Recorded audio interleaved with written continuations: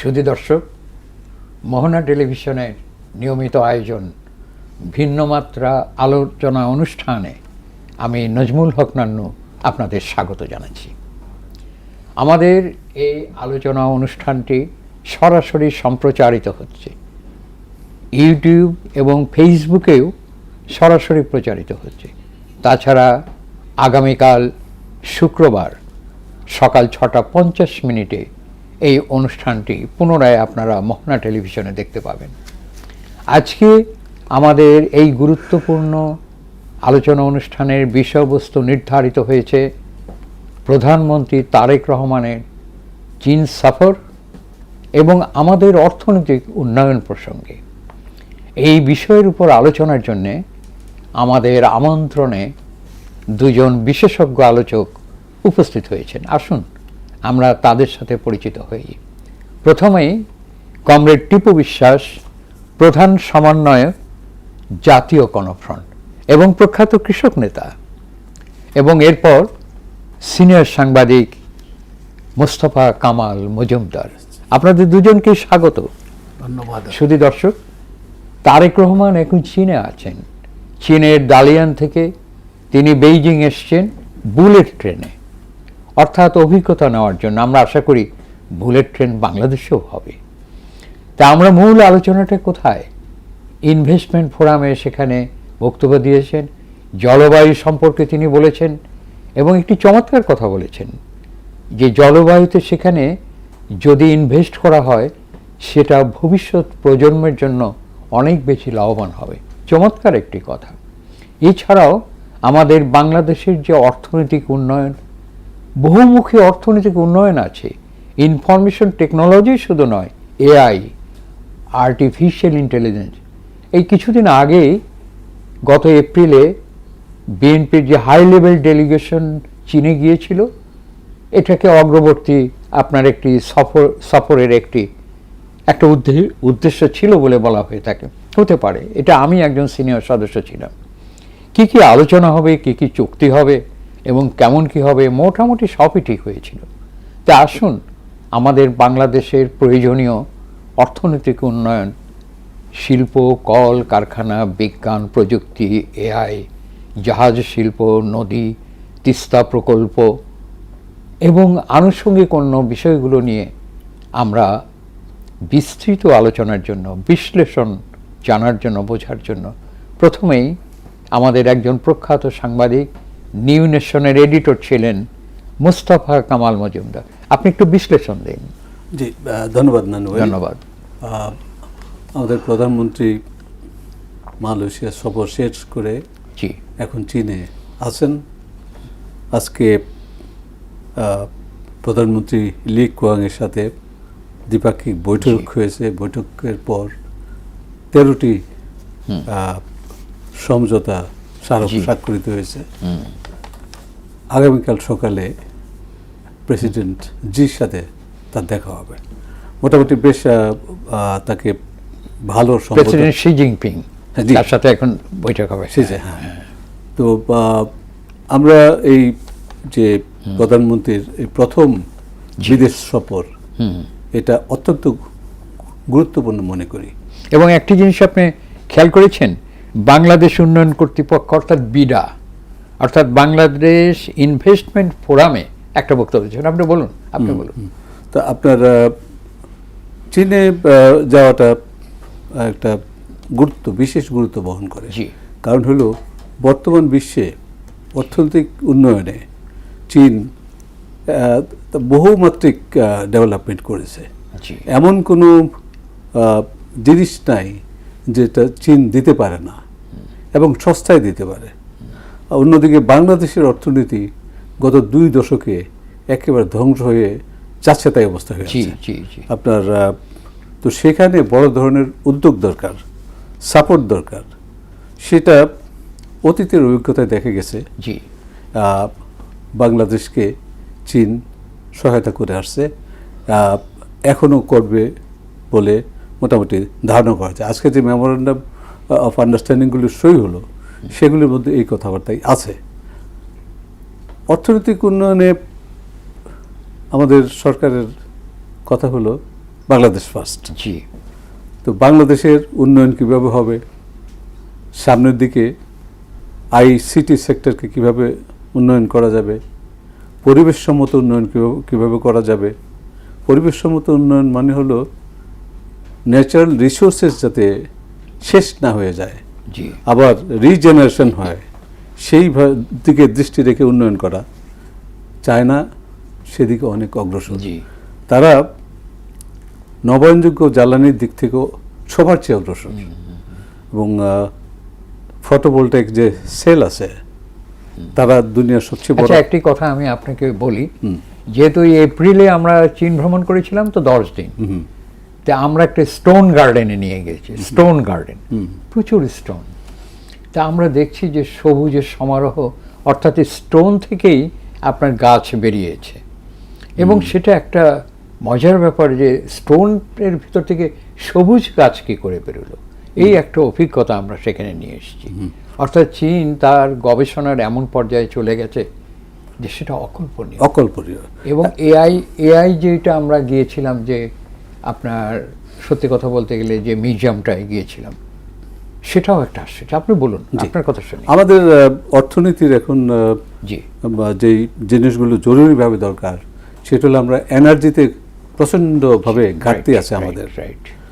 আর এটা খুব দ্রুত সময়ে পূরণ করে এনার্জির দিক থেকে স্বয়ম্বর হতে আমাদের রিনিউয়েবল এনার্জি হারনেস করা দরকার। এই ক্ষেত্রে চায়না অনেক অগ্রসর জি, এবং তারা দিতে পারে। আমাদের গভর্নমেন্ট যেটা চাচ্ছে, শুধু সস্তা সোলার ফটোভোল্টাইক জি, জি। দেবে তা না, আমাদের দেশে যাতে এই ফটোভোল্টাইক তৈরি হয়, তাহলে দাম অর্ধেকে নেমে আসবে।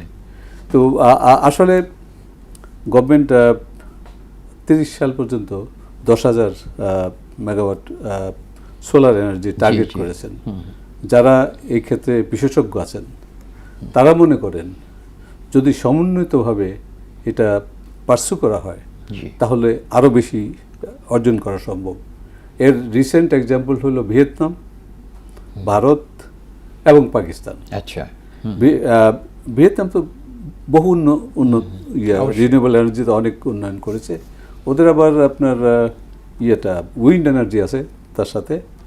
আর পাকিস্তান জাতীয় দায়িত্ব হিসেবে তারা 10,000 মেগাওয়াট বিদ্যুৎ উৎপন্ন করেছে। 10,000 মেগাওয়াট। 10,000 মেগাওয়াট। আর ইন্ডিয়া তো এখন 51% অফ এনার্জি তাদের রিনিউয়েবল এনার্জি, তারা সাবসিডি দেয়। তো আমরা এনার্জির ক্ষেত্রে আমাদের দেশে গত 2 দশক একটা নৈরাজ্য ছিল। কিছু লোকের পকেট ভারী করা, মানুষকে ইয়েগ্রস্ত করে, দায়গ্রস্ত করে, এগুলি আমাদের এখানে হয়েছে কুইক রেন্টালের নামে। ওদের মানে এটা একটা আশ্চর্য, কুইক রেন্টাল, এইটা এত মানুষের হাতে এত টাকা তুলে দিয়েছে কিছু মানুষের হাতে, অদ্ভুত ব্যাপার। ওরা প্রোডাকশন করুক আর না করুক, ওদের টাকাটা দিয়ে দিচ্ছে। পাওনা ঠিকই। এবং হিসেবে দেখা গেছে যে $1 লক্ষ কোটি তাদের দেওয়া হয়েছে গত 15 বছরে। তো এগুলি এর মাধ্যমে আপনার এরা কেউ কেউ বিদেশে বিরাট ধনীর লিস্টের মধ্যে চলে আসছেন, আর অনেকে টাকাগুলো পাচার করেছেন বিদেশে।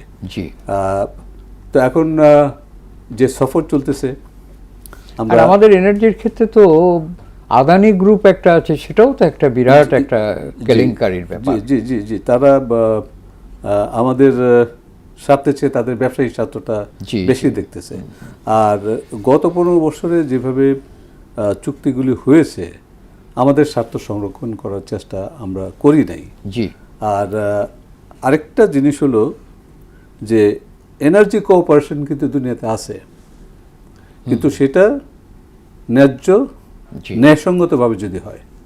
কিন্তু যদি কারোকে এক্সপ্লয়েট করা হয়, যেমন এই আদানির বেলায় আমরা বলতে পারি। আবার এই যে আজকে খবর আসছে যে আপনার নেপাল 50 মেগাওয়াট বিদ্যুৎ বাংলাদেশকে দিতে চেয়েছে, আমাদের বড় প্রতিবেশী ভারত সেটা বাধা দিয়েছে। তো এই জন্য আমাদের এখানে ওই কানেক্টেড গ্রিড করা খুব মুশকিল। আপনার এশিয়ান ডেভেলপমেন্ট ব্যাংক একটা নতুন প্রস্তাবনা দিয়েছে $50 বিলিয়ন, জি যে পুরো এশিয়ায় কিছু কানেক্টেড এনার্জি গ্রিড করবে, যেখানে এনার্জির শর্টেজ আছে অন্য জায়গাতে, যেখানে উইন্ড সোলার এগুলো আছে, সেগুলো দিয়ে তাদের অভাব পূরণ করবে।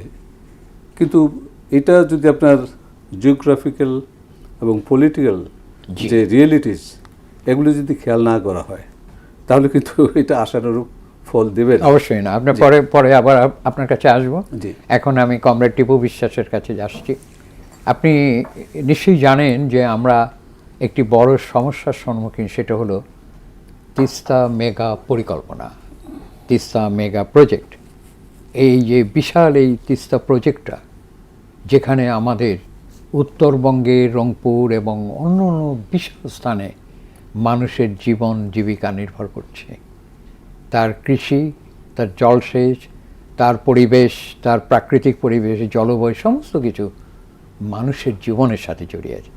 তো সেখানে দেখা গিয়েছে যে একমাত্র চীনের সাথে সম্পর্ক স্থাপন করলেই, চুক্তি করলেই, সমঝোতা করলেই আমরা এখানে সফল হতে পারি। আপনি বিশ্লেষণ দিন। আমি তাই মনে করি, ভাই যেটা আলোচনা করলেন, এনার্জি পাওয়ার, যে কোনো বিষয়ে ডেভেলপমেন্ট যদি আমাদের করতে হয়, এনার্জি পাওয়ার, সোলার, রিনিউয়েবল এনার্জি, এগুলোর গুরুত্ব অপরিসীম।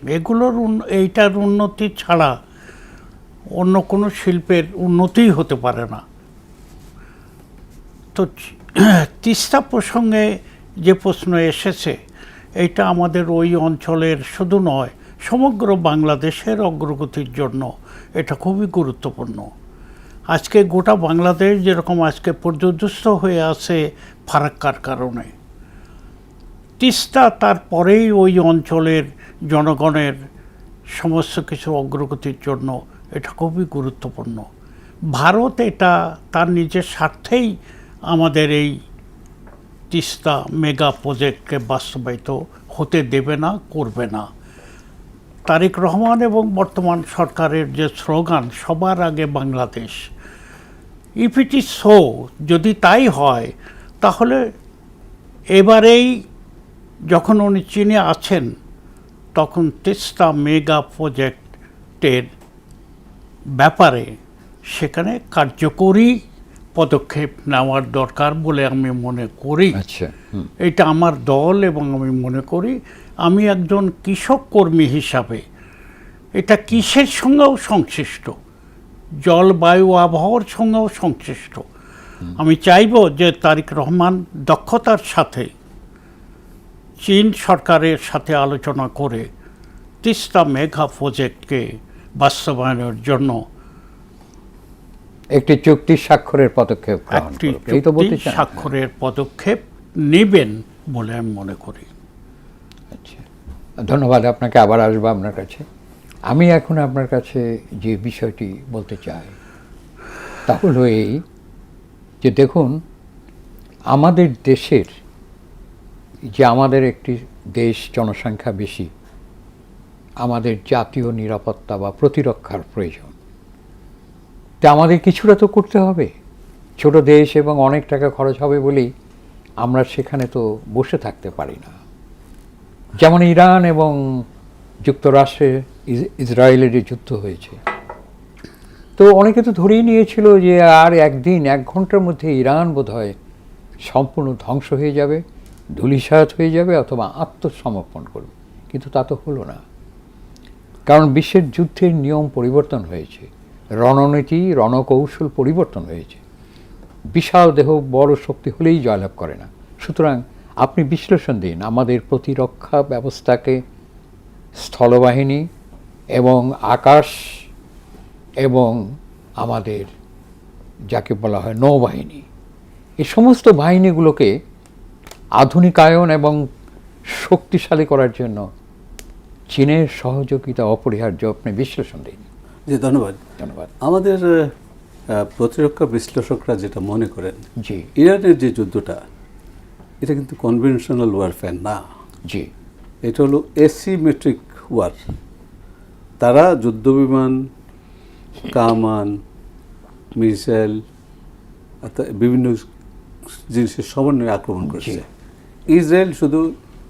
ইরান শুধু ডিপেন্ড করছে তার মিসাইল এবং ড্রোনের উপর, তো এবং সফল হয়েছে। তো আমাদের প্রতিরক্ষা বিশ্লেষকরা বলেন যে এখান থেকে আমাদের শিক্ষা নিতে হবে, এখান থেকে শিক্ষা নিয়ে আমরা কোন দিক দিয়ে পারব।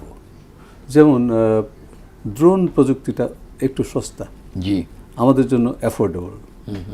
আবার মিসাইলও ইরান যেভাবে করছে সুন্দর, ভালো তারা করেছে। তবে ড্রোনের ক্ষেত্রে কিন্তু তুরস্ক অনেক অগ্রগতি সাধন করেছে। করেছে, হ্যাঁ, ইরানও করেছে, হ্যাঁ, ইরানও করেছে এবং ডিভাস্টেটিং ভাবে তারা আক্রমণগুলি চালিয়েছে বিভিন্ন দিকে, ইসরায়েল থেকে শুরু করে মিডল ইস্টের বিভিন্ন দেশে এবং যুক্তরাষ্ট্রের বিভিন্ন ঘাঁটিতে সফলভাবে আক্রমণ করেছে। তা এখন কথা হলো, এই যে প্রধানমন্ত্রীর সফর, এই সফরটা দুইটা দেশের দৃষ্টি কিন্তু এই সফর দিকে পড়ে আছে। এবারের সফরটা কিন্তু ভিন্ন, আমি বলি, তাই না? জি, এটা হচ্ছে বিনিয়োগের জন্য সেখানে উদ্বুদ্ধ করা হয়েছে।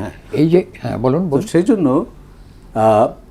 এটা স্ট্র্যাটেজিক্যালি বাংলাদেশ অন্যদের সাথে ব্যালেন্স করতে হবে, but not at the cost of its own security. অবশ্যই অবশ্যই নিজের সিকিউরিটিটা শক্তিশালী করা লাগবে। বাংলাদেশের অন্য কোনো জিওগ্রাফিক্যাল এরিয়া বা অন্য কোনো দেশের সম্পদ দখল করার কোনো পরিকল্পনা বা চিন্তাভাবনা নাই, কিন্তু তার নিজের দেশটা আপনার মানে রক্ষা করার, আত্মরক্ষার জন্য ডিফেন্ড করার অধিকার তার আছে। অবশ্যই তার সভরেনিটি ডিফেন্ড করার অধিকার তার আছে। তো সেটুকু আমার মনে হয় অর্জন করার প্রয়োজন। আচ্ছা, ধন্যবাদ আপনাকে শুধু স্মরণ করিয়ে দিই যে কয়েকদিন আগে বাংলাদেশের চীনের যে রাষ্ট্রদূত আছে মিস্টার ওয়েন, তিনি একটি আর্টিকেল পত্রিকায় লিখেছেন, আপনি দেখেছেন এবং সত্যি এত সহজ সরলভাবে লিখেছেন যে চীন কোনোদিন কোনো দেশের অভ্যন্তরীণ ব্যাপারে হস্তক্ষেপ করে না। চীন যে চুক্তি করবে সেটাকেই সে বলবৎ করবে এবং চীন একটা কথা একবার বললে সেটাকে ঘুরিয়ে নেবে না। এটা অনেকগুলো জিনিস খোলাখুলিভাবে তিনি লিখেছেন এবং আমরা তারেক রহমানের এই সফরটা বিশেষ গুরুত্ব বহন করছে এই জন্যেই আপনাদের জানিয়ে রেখে, আমি কিছুটা জানি যেহেতু আমরা আগে গিয়েছিলাম, কি কি হবে অনেক কিছুই জানা যায়। এবং আমাদের অ্যাম্বাসাডার আছেন, অ্যাম্বাসাডার খুব পরিচিত আমাদের ঈশ্বরদী বাড়ি আর কি, ওনার বাড়ির কাছেই। তো সেখানে আমরা আজকে আমাদের এই দেশে, আপনি নিশ্চয়ই জানেন এআই, আর্টিফিশিয়াল ইন্টেলিজেন্স, সেটা নিয়ে কিন্তু কথা হয়েছে, ইনফরমেশন টেকনোলজি। এবং আমাদের এখানে যে শিল্পগুলো আজকে ক্রমবর্ধমান দ্রুত গতিতে বিশ্ব বাজারের প্রয়োজন হবে, সেই শিল্পগুলো, ভারী শিল্পগুলো চীন কিন্তু গড়ে দেবে আর কি। এবং আমাদের চিকিৎসা ব্যবস্থা, এটা নিয়েও কিন্তু আলোচনা হয়েছে। এবং সব কিছু মিলিয়ে এবারের সফরটা গুরুত্ব বহন করছে। এবং এখন আপনি এই ক্ষেত্রে আসেন কোন ইন্ডাস্ট্রিগুলো যেখানে আমরা সেখানে দক্ষ শ্রমিক নিয়োগ করতে পারবো, যেখানে আমরা কর্মসংস্থানের ব্যবস্থা করতে পারবো। আমাদের দেশের বিপুল সংখ্যক ছেলেরা মেয়েরা যারা পাশ করে যেন আর তাদের বসে থাকতে না হয়, তেমন কয়েকটি ইন্ডাস্ট্রির বিশ্লেষণ আপনি আমাদের কাছে তুলে দেবেন। প্রধানমন্ত্রী ইনফরমেশন টেকনোলজির কথা বলেছেন। জি, আমাদের শিক্ষিত যুবকরা যাতে বেকার না থাকে, জি, আপনার ঘরে বসেই আপনার কন্ট্রাক্টের মাধ্যমে কাজ করতে পারে, এরকম একটা ইনফ্রাস্ট্রাকচার তৈরি করা তার একটা প্ল্যানের মধ্যে আছে। আর আমাদের অ্যাগ্রো বেসড ইন্ডাস্ট্রি, জি, এগুলো আরও উন্নয়ন সম্ভব এবং সেগুলির মাধ্যমে প্রোডাকশন এবং ওয়েলথ বাড়বে এবং মানুষের ইনকাম বাড়বে। জি, তো সেই জন্য agro based small scale industries সেগুলি ডেভেলপ করা গভর্নমেন্টের প্ল্যানের মধ্যে আছে। বাজেটের মাধ্যমে আমির খসরু সাহেব কিছুটা ইন্ডিকেশন দিয়েছেন। তো চায়না এই ক্ষেত্রে বিপুলভাবে সহায়তা করতে পারবে। কারণ হলো তারা 100 কোটি মানুষের দেশজ চাহিদা মিট করার টার্গেটই তো তাদের অর্থনীতি। অবশ্যই অবশ্যই তার যে সারপ্লাস সেটা তারা এক্সপোর্ট করে। অবশ্যই। আচ্ছা, আপনাকে ধন্যবাদ। আসছি এখন আমি টিপু ঈশ্বর সাহেবকে আমি জিজ্ঞাসা করতে চাই যে আপনি যেহেতু কৃষকদের মধ্যে কাজ করেছেন, আপনার বিপুল এবং বিশাল অভিজ্ঞতা আছে, আপনি বোধহয় 50-60 বছর ধরে কৃষকদের মধ্যে কাজ করেছেন। আচ্ছা, আপনি বলুন যে আজকে চীনের সহযোগিতায় আমাদের এই কৃষি উন্নয়ন, যে বিশাল উন্নয়নের জন্য কি কি পদক্ষেপ গ্রহণ করা যায়। আর একটি বিষয় নিশ্চয়ই জানেন যে কৃষিভিত্তিক শিল্প, যেটা ওই আপনি এমনি বলছিলেন না যে উত্তরবঙ্গে কত আম হয়, এটা যদি কোনো কৃষিভিত্তিক শিল্প বা এটা যদি একটা ইন্ডাস্ট্রি করা যায়, বিদেশে রপ্তানি করা যায়।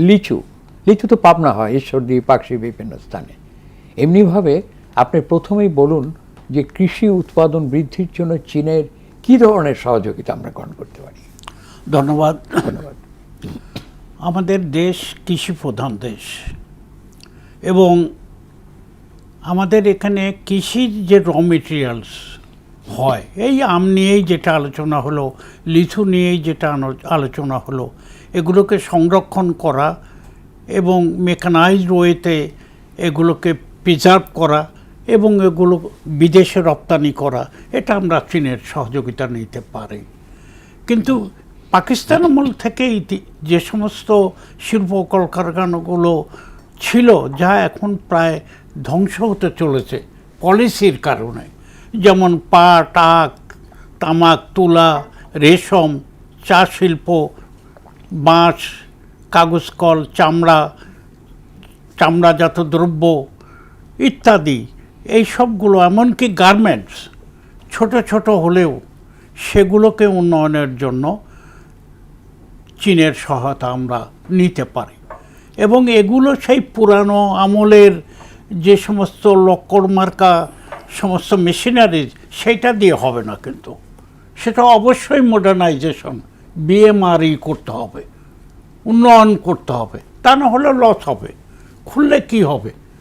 এই সব কারখানাগুলো, পাট, চিনি ইত্যাদি যে কলকারখানাগুলো এখন বন্ধ হয়ে আছে, এগুলোকে শুধু শুধু চালু করলে হবে না, এগুলোকে উন্নয়ন করে এইটা সরকারি পরিচালনায় এগুলো চালু করলে আমরা আরও যে সকল কারখানা, নতুন নতুন কারখানা আমরা তৈরি করতে পারি, সেগুলোর দিকে মনোযোগ দিয়ে চীনের সহায়তা নিয়ে আমাদের পাটকল, বস্ত্রকল, এগুলো চিনিকল, এগুলোর উন্নয়নের জন্য চেষ্টা নেওয়া দরকার।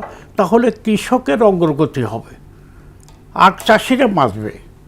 অ্যাট দি সেম টাইম যারা আমদানি করে, সিন্ডিকেট করে, চিনি তো আমাদের দরকার। শুধু চিনি তো চিনি না, চিনি দিয়ে তো ওষুধও তৈরি হয়। অতএব চিনির ব্যাপারটা অত্যন্ত গুরুত্বপূর্ণ। আর আমাদের এখানে পাট, চমৎকার পাট হয়, রেশমের মতো পাট দিয়ে উন্নত ধরনের শাড়ি হতে পারে। সব কিছু মিলে আমি মনে করি এ ব্যাপারে চীনের যথেষ্ট অভিজ্ঞতা আছে, এবং তারেক রহমানের তরুণ নেতৃত্বে আমি মনে করি যে উনি নিজে বলেছেন যে বন্ধ কলকারখানাগুলো চালু করব আমরা। আচ্ছা, এখন আপনি বলুন এ ব্যাপারে। এটা হলো বাংলাদেশের উন্নয়নের জন্য। বাংলাদেশের আমার যেটা মনে হয় কি জানেন, যে আমরা যে শতাব্দীতে আমরা পড়েছি এখন, যে পুরনো ধ্যান ধারণা, পুরনো শিল্পর যেভাবে পুরনো শিল্পগুলো ছিল 50 বছর 100 বছর আগে, ঠিক ওই ক্ষেত্রে পৌঁছানো যাবে না। তার চাইতে অনেক বেশি মডার্ন যেগুলো আসছে সেইগুলোকে গ্রহণ করতে হবে। বাংলাদেশ ওয়াটার ম্যানেজমেন্টের ক্ষেত্রে যদি চায়নার সাহায্য পায়, তাহলে কিন্তু আমাদের দক্ষিণ পশ্চিমাঞ্চল আবার আপনার এই যে লবণাক্ত হয়ে ধ্বংস হওয়ার পথে পড়ে গেছিল, সেটা আবার নতুনভাবে আপনার উন্নতি। আচ্ছা, আপনি একটু থামুন। আমরা যে আমাদের পানি সম্পদ ম্যানেজমেন্টে জি চায়নার যে অভিজ্ঞতা, সেটা যদি আমরা কাজে লাগাই, তাহলে গঙ্গা নির্ভর এলাকা যেগুলি বিরান ভূমিতে পরিণত হতে চলেছে গত সেই 75 সাল থেকে এই পর্যন্ত, খুলনা এলাকা একদম লবণাক্ত হয়ে গেছে। তো সেখানে যদি পানি নেওয়া যায়, প্রধানমন্ত্রী গঙ্গা ব্যারেজের কথা বলছেন, তো এইসব প্রযুক্তি তো চায়নার অনেক আছে অবশ্যই, এবং তাদের অনেক অভিজ্ঞতা আছে। সাথে সাথে এই গঙ্গা ব্যারেজ কিন্তু ব্যারেজ না, গঙ্গা ব্যারেজ, গঙ্গাতে একটা স্ট্রাকচার করে দক্ষিণাঞ্চলে পানি পাঠানো, এটা হলো জীবন মরণের একটা সমস্যার সমাধান। আপনার ওই অঞ্চল একজন পানি সম্পদ বিশেষজ্ঞ বলেছেন যে বাই 2050 খুলনা অঞ্চল বসবাসযোগ্য থাকবে না যদি ওখানকার লবণাক্ততা কমানো না যায়, এই অবস্থা। আর দ্বিতীয় হলো খুলনা আর ওদিকে যে তিস্তা অঞ্চলটা বর্ষাকালে 5-6 দফা বন্যা, আর শুকনো মৌসুমে সব শুকিয়ে যাচ্ছে।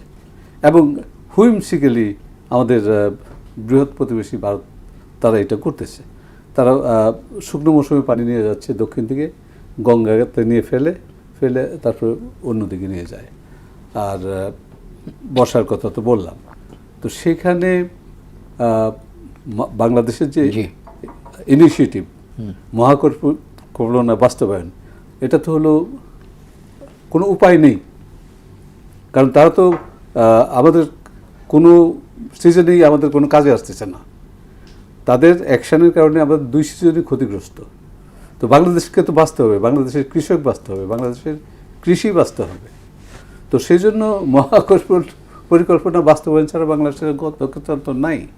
তো সেই ক্ষেত্রে চীন প্রথম এই প্রস্তাবটা দিয়েছে যে তারা একটা পরিকল্পনা, মহাপরিকল্পনা, সেখানে জলাধারের মতো করবে।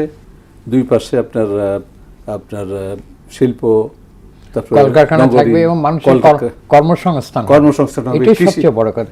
কৃষি, বিপুল পরিমাণ কৃষি উৎপাদন হবে এবং এই কৃষি উৎপাদন কিন্তু খুব আধুনিক। এবং সবচেয়ে বড় কথা যে কতটা এক বছরে কতটা ফসল হবে, কত রকম ফসল হবে। এখানে একটা ইম্পর্টেন্ট জিনিস হলো, আমাদের অনেকে মনে করতেছেন যে এরকম স্ট্রাকচারাল ইন্টারভেনশন করে কয়েক মাইল পাশের একটা উইথের একটা নদীকে আমরা 700 ইয়ার্সের মধ্যে নিয়ে আসব, এটা পরিবেশের জন্য খুব ক্ষতি হবে ইত্যাদি ইত্যাদি নানান রকমের প্রপাগান্ডা করতেছে। মূল কথাটা হলো এটা তো একটা বাঁচা মরার সমস্যা। অবশ্যই এটা তো বাংলাদেশ করতে বাধ্য হচ্ছে। গঙ্গা ব্যারেজেরও দরকার পড়তো না যদি গঙ্গার পানিটা আসতো। 75 সালে শুধু ফারাক্কা ব্যারেজ হয় নাই, উজানেও 16টা এরকম ব্যারেজ হয়েছে। এখন ফারাক্কাতে যেই পানি আসে তা হলো গঙ্গার ঐতিহাসিক প্রবাহের 10% মাত্র। এবং মানে আমাদের যতটা প্রাপ্য সেটা তো দূরে থাক, মাত্র 10% আমরা আসে না, 10% এখানে আসে, ফারাক্কা পর্যন্ত আসে। হ্যাঁ, সেটাই উজানে বাদবাকি। আচ্ছা, বিষয়টা মোস্তফা ভাই, এই যে আমাদের যতটা প্রয়োজন, আমি তো মনে করি এইটা সিস্টেম একটা প্রাকৃতিক নিয়মে প্রবাহিত যে সমস্ত নদ নদীগুলো তাকে বাধামুক্তভাবে প্রবাহিত হতে দিতে হবে। আপনি সুন্দর কথা বলছেন। This should be the idea. এবং এটা ভারতের যে পানি সম্পদ বিশেষজ্ঞরা আছেন তারা কিন্তু এই কথাই বলেন যে নদীকে তার নিজস্ব গতিতে চলতে দেওয়া হবে, প্রবাহিত হতে দিতে হবে। এবং প্রবাহিত হবে যে সমস্ত দেশের মধ্য দিয়ে, তারাই সে সমস্ত পানি সেখানে ন্যায্যতা পাবে। নদীটা প্রবাহিত হচ্ছে যে দেশগুলো থেকে আর কি। আরেকটা কথা হলো, আমাদের ইয়ে ছিল যে নদী আগে জীবিত থাকতে হবে। নদীকে জীবিত থাকতে হলে তার যে প্রবাহ, তার অন্তত 25% পানি নদীর মধ্যে। সেটা তো প্রবাহ না থাকার জন্য আমাদের কত নদী যে মরে গেছে, কত নদী শুকিয়ে গেছে। 50টার মতো, ওই খুলনা অঞ্চলে 50টার মতো প্রধান নদী তো মরে গেছে, পদ্মা, যমুনা। জি। তো সেজন্য আমরা আরেকটা এরিয়া আছে, সেটা হলো ব্লু ইকোনমি। জানার সেক্ষেত্রে অনেক অভিজ্ঞতা আছে। সুতরাং আমরা এই সমস্ত যে বিষয়গুলো আমরা আলোচনা করছি, আমরা চাই যে এইসব বিষয়গুলো নিয়ে সেখানে তারেক রহমান শুধু এই আলোচনাটাই তো শেষ কথা নয়। চীন আমাদের প্রতিবেশী রাষ্ট্র, বৃহৎ রাষ্ট্র। আমরা এখান থেকে আরও প্রতিনিধি দল পাঠাবো, আরও আলোচনা করব, আমাদের কাজের আরও অগ্রগতি হবে। এখন দেখুন যে এই যুগটা হচ্ছে বৃহৎ শিল্প কলকারখানা স্থাপনের যুগ, বিজ্ঞান ভিত্তিক কলকারখানা স্থাপনের যুগ। আমাদের দেশে যত বেশি ইন্ডাস্ট্রি করতে পারবো তত বেশি কর্মসংস্থান হবে। আমরা যত বেশি কৃষিতে, যত বেশি আধুনিক যন্ত্রপাতি, কৃষিতে আধুনিক পদ্ধতি প্রয়োগ করতে পারবো তত বেশি আমাদের উৎপাদন বাড়বে। আর সেই উৎপাদন বৃদ্ধির উপকরণগুলো যেমন সেচ ব্যবস্থা, সার এবং সেখানে আনুষঙ্গিক জৈব সারের কথাটা প্রধানত বলা যেতে পারে, এবং বন্যা নিয়ন্ত্রণের ব্যবস্থা রাখতে হবে, এবং পোকামাকড় বা প্রাকৃতিক অন্য কোনো দিক দিয়ে যেন দুর্বিষহ অবস্থা সৃষ্টি না হয় সেটার দিকে দৃষ্টি দিতে হবে। একই সাথে আমাদের প্রাকৃতিক পরিবেশ রাখতে হবে, বৃক্ষ শোভিত দেশ গঠন করতে হবে, যেটা তারেক রহমান খাল কাটার মাধ্যমে, বৃক্ষ রোপণের মাধ্যমে 25 কোটি বৃক্ষ রোপণ করতে হবে। এটাও কিন্তু আমাদের পানি সংরক্ষণ, কৃষি ব্যবস্থার উন্নয়নের জন্য এর সাথে কিন্তু সংশ্লিষ্ট, এবং এটাকে স্বীকার করতে হবে। জি। এখন আমরা ইন্ডাস্ট্রি চাই, আমরা সেই ইন্ডাস্ট্রি গড়ার জন্য আমাদের এখন আমাদের চিন্তা করতে হবে। চাইনিজরা আমাদের সম্পর্কটাকে ঐতিহাসিক দৃষ্টিকোণ থেকে দেখে অবশ্যই। এবং প্রাচীন ইতিহাস তো আছে, জি। তাদের অনেক পরিব্রাজক এসে যে বাংলাদেশ সম্পর্কে যেসব তথ্য তারা লিখে রেখে গেছে, সেগুলি খুব সুন্দর, রিচ এলিমেন্টস। যেমন ফাহিয়ান বলেছেন জি জি জি যে এই সোনার বাংলাতে প্রবেশের অনেক রাস্তা আছে, কিন্তু বেরোনোর একটা রাস্তাও নাই। জি। মানে এতই সুন্দর দেশ যে এখান থেকে আর বেরোতে ইচ্ছা জি হয় না। আর এই মডার্ন যে জি। এই রাতে যেটা হলো, মৌলানা আব্দুল হামিদ খান ভাসানীর নেতৃত্বে চায়নার সাথে সম্পর্ক সূচনা করা হয় 56-এ, তাই না? হ্যাঁ, 56 56 এবং পরবর্তীতে এই চুয়ানরা এসেছিলেন 54-এ, জি 1954 সাল। জি। এবং চীনের সাথে তারপরে 56-এ, এটা ঠিকই বলেছেন যে মৌলানা ভাসানী কিন্তু চীনের সাথে বন্ধুত্বের প্রথম পথ রচনা সূচনা করেন। এবং জিয়াউর রহমান এসে যে অবস্থানটা করেছেন, তাই সেই অবস্থানের বাইরে কিন্তু কোনো সরকারি যেতে পারে এটা না। এবং সবগুলো সরকারি কিন্তু চীনের সাথে সম্পর্ক এটা রেখেছে। কার্যকর একটা রূপ দান করেছেন জিয়াউর রহমান। জিয়াউর রহমান, হ্যাঁ। আপনার বিভিন্ন ক্ষেত্রে, বিভিন্ন মাত্রায়, এবং পারস্পরিক শ্রদ্ধার ভিত্তিতে, জি। এবং জিয়াউর রহমানই মূলত এটার। এই ব্যাপারে আপনি কি কিছু বলবেন? আমার কথা হলো যে এটা ঐতিহাসিকভাবে সত্য, হিস্টোরিক্যালি সত্য, এবং বাস্তব পরিস্থিতি হলো বাংলাদেশ কৃষি প্রধান দেশ। এই কৃষির উন্নয়নের অগ্রগতি ছাড়া আমাদের শিল্পেরও উন্নয়ন হবে না, পরিবেশেরও হ্যাঁ, উন্নয়ন এটা হবে ঠিকই না। বলেছেন। পরিবেশেরও উন্নয়ন হবে না। সেই জন্য কৃষিকে ভিত্তি করে আমাদের শিল্প গড়ে তোলার, জলবায়ু, আবহাওয়া সবগুলোর পরিবর্তন করা, উন্নয়নের জন্য যে প্রচেষ্টা, সেটা তারেক রহমান নেবেন। এবং যেটা আমাদের উপস্থাপক বলেছেন, এই সফরই নয়, নতুন নতুন সফর সেখানে যাবে। এবং এই দুই দেশই সফরের মাধ্যমে, আলোচনার মাধ্যমে, চুক্তির মাধ্যমে। Yes. এই প্রসঙ্গে আরেকটি কথা বলি যে দেখুন, আমরা একটা বৃহৎ প্রতিবেশী ভারতের পাশে আমরা আছি। আমাদের ছোট দেশ হলেও বিশাল জনসমষ্টি আছে। তো এখন কথা হলো যে তারাও আমাদের সাথে যেমন পুশিন হচ্ছে, আমাদের পানি সেখান থেকে বন্ধ করে দিচ্ছে, আবার কোনো কোনো সময় পানি ছেড়ে দিচ্ছে।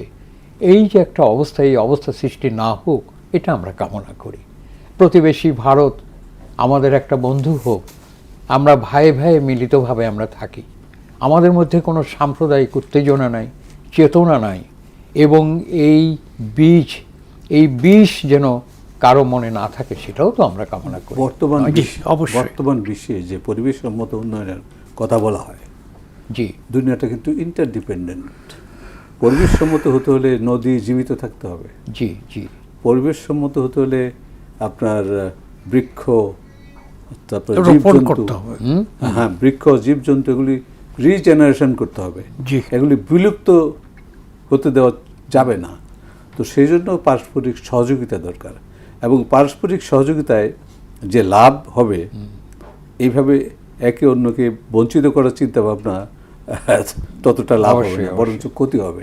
আরেকটা জিনিস হলো, নদী যদি ভাটিতে মরে যায়, তাহলে নদীর পানিটা যাচ্ছে কোথায়?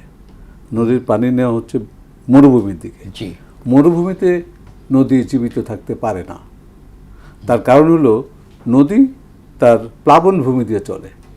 প্লাবন ভূমি বর্ষাকালে পানি তার মধ্যে সঞ্চিত রাখে, আর শুষ্ক মৌসুমে আপনার নদীতে সে পানি সরবরাহ দেয়। আর আপনি যদি মরুভূমি দিয়ে নেন, পানি শুধু শুষেই নিয়ে যাবে, নদীকে সে কন্ট্রিবিউট করতে পারবে না। এরকম অনেক কাহিনী আছে যে কারণে সারা পৃথিবীতে 5,000-এর মতো ব্যারেজ ধ্বংস করা হয়েছে, অন্যদিকে ডাইভার্ট করার স্ট্রাকচার ধ্বংস করা হয়েছে। যাই হোক, আমাদের হাতে আর সময় নেই। আপনারা দুজন এসেছেন, অনেক চমৎকার আলোচনা করলেন। একটি কথা সত্য যে বেইজিংয়ে একটা ইনভেস্টমেন্টের জন্য বাংলাদেশ একটা অফিস উদ্বোধন করেছেন, যেখানে আমরা জানি যে ইনভেস্টমেন্টের জন্য আমাদের আলোচনা হবে, যোগাযোগ হবে, সংযোগ হবে এবং আরও বেশি করে প্রকল্প যাতে আমরা এখানে গ্রহণ করতে পারি চীনের সহযোগিতায়, এই প্রচেষ্টা অব্যাহত থাকবে। এবং আমরা আশা করি প্রধানমন্ত্রী তারেক রহমান তার মেধা, তার চিন্তা চেতনা দিয়ে বাংলাদেশ এবং চীনের মধ্যে বন্ধুত্ব উত্তরোত্তর বৃদ্ধি হবে, যেটা মুসলিম জননেতা মওলানা ভাসানী যে পথ দেখিয়েছিলেন, আমাদের দেশের বামপন্থীরা যে চীনের সাথে বন্ধুত্বের কথা বলেছিলেন, প্রেসিডেন্ট জিয়াউর রহমান যিনি এইটার সূচনা করেছিলেন এমন অবস্থানের মধ্য দিয়ে, সেটা অকল্পনীয়, সেটাও আমরা জানি। তিনি 77 সালে গিয়েছিলেন, আর মির্জা গোলাম হাফিজের নেতৃত্বে আমরা 78 সালে গিয়েছিলাম, সেটাও প্রেসিডেন্ট জিয়াউর রহমানই ব্যবস্থা করে দিয়েছিলেন। তিনি আবার এর পরবর্তী বছর আবার গিয়েছিলেন 79 সালে, এবং ম্যাডাম খালেদা জিয়া সেটাও আরও বেশি 2002-2005 জি জি জি দুইবার সফর করেছেন। জি, এবং সফর বাংলাদেশ এবং চীনের বন্ধুত্ব দীর্ঘজীবী হোক এটা কামনা করি, এবং আমরা মনে করি যে বাংলাদেশ সমৃদ্ধ হবে চীনের সহযোগিতায় এবং আমাদের প্রচেষ্টায়ও। শুধু দর্শক, আমরা এখানে শেষ করতে চাচ্ছি। আপনাদের ধন্যবাদ, শুভরাত্রি। ধন্যবাদ। ধন্যবাদ।